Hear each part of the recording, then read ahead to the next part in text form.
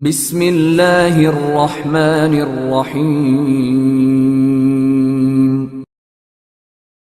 Imam Ibn Taymiyyah, he defined act of worship in a very nice definition. It encompasses everything.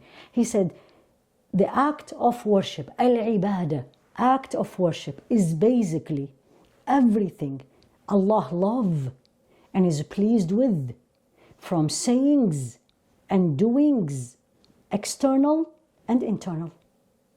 Everything Allah loves and is pleased with, external and internal, saying and doing.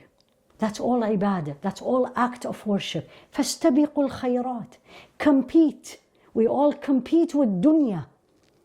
Right? They have this, I have to have more. They do this, I have to do more. They exercise for an hour, I'm going to do 2. They have 4 children, I'm going to have 5. All these competition. Allah says, فَاسْتَبِقُوا الْخَيْرَاتِ. Compete in good deeds.